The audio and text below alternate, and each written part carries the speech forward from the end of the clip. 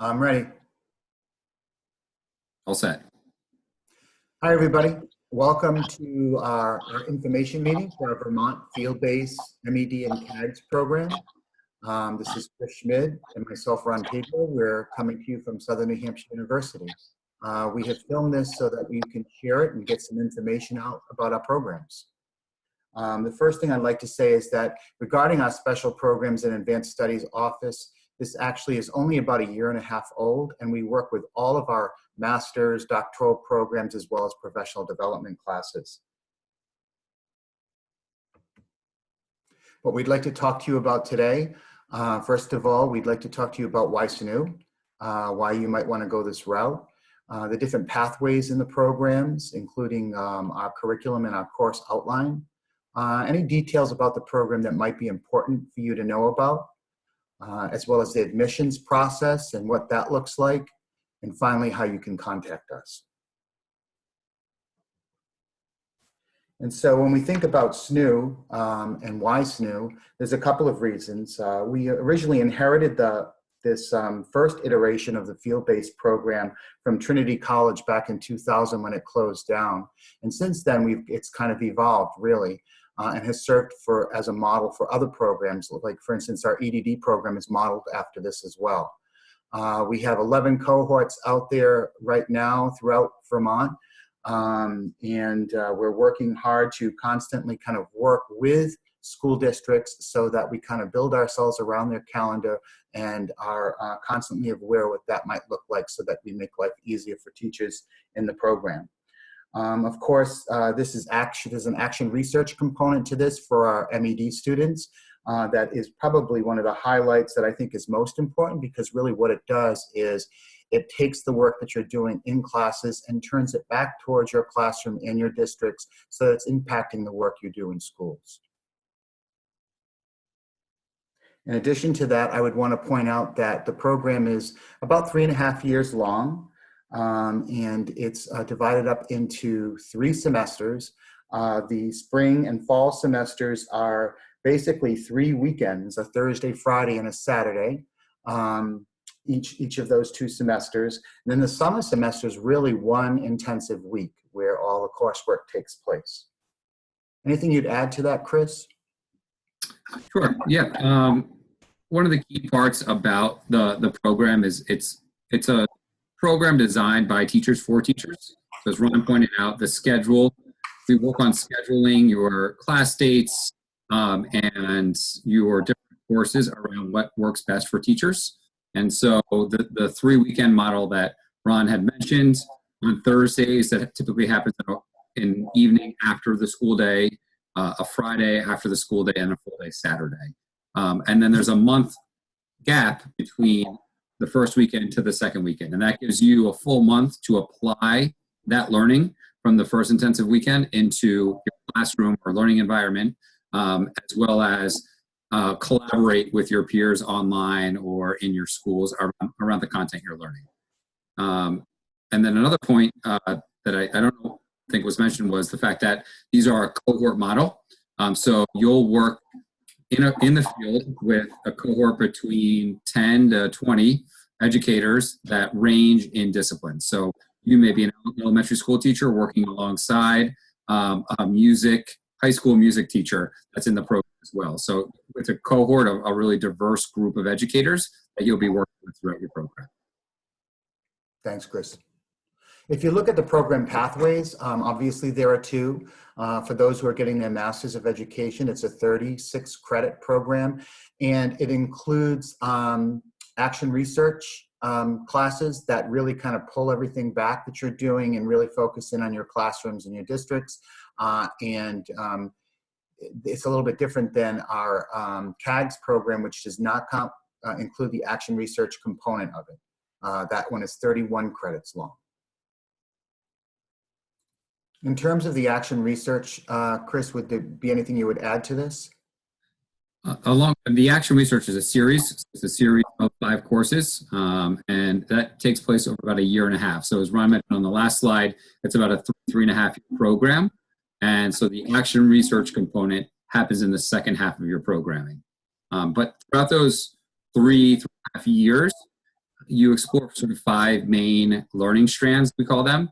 So 2 courses focused on curriculum and management, 2 courses focused on assessment and evaluation, another 2 courses focused on leadership and organization development, another 2 courses focused on learner development and developmental theory, and then also 2 classes based on technology integration. So we have these 5 learning strands that sort of stem across the program. There's not a specific order that they go in. We'll help create that schedule with you at the start of your programming. That pulls us right into looking at the curriculum a little more closely here. These are the strands that Chris was just referring to. You can see those same strands both in the core courses and in the advanced courses, 15 credits in each.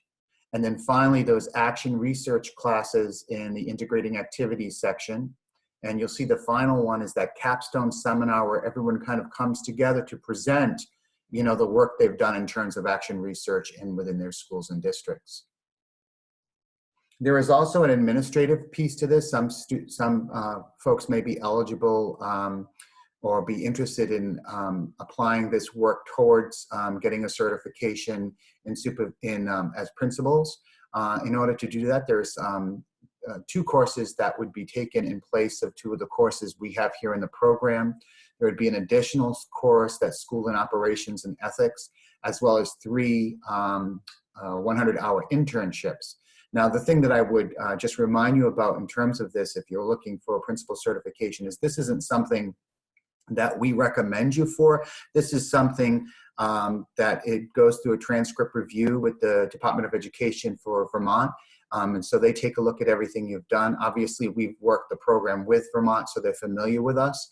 But it's really Vermont that takes a look at it and okays it. Anything you would add to that, Chris?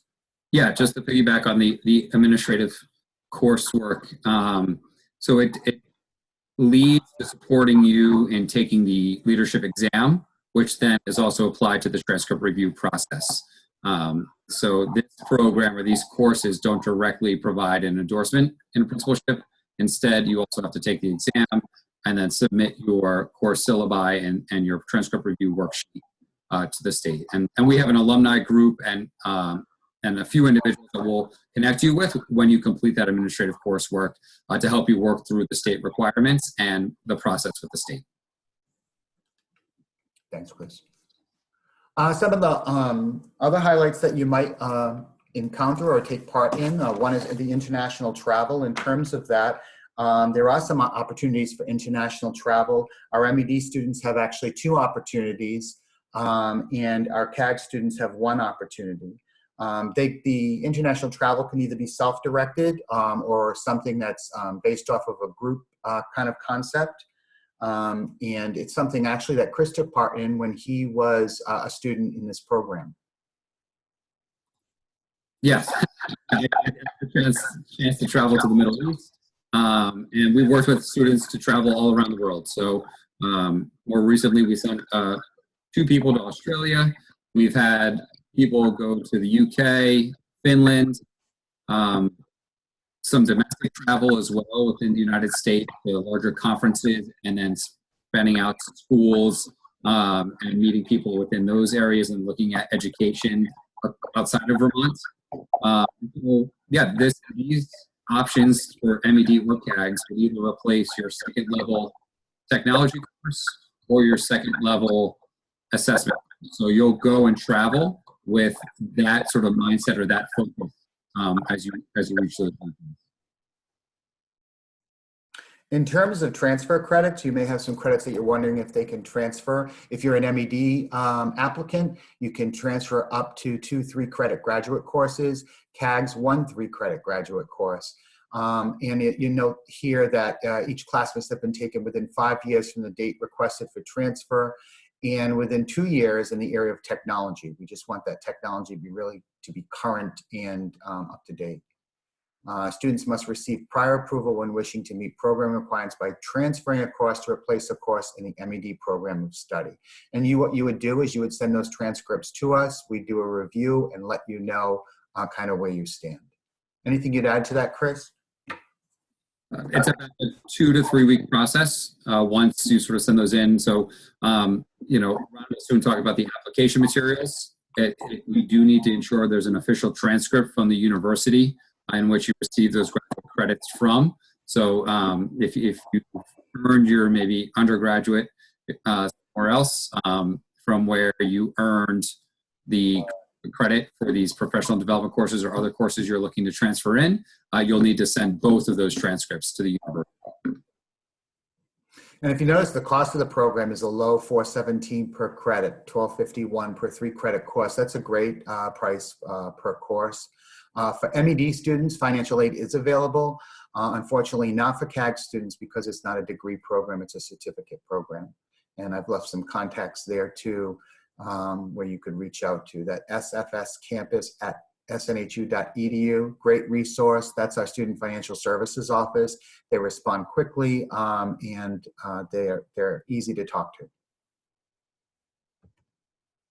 And finally, if you look at the admission process, it's really quite simple. It's the same for both, except that you need an extra set of transcripts for your CAGS program.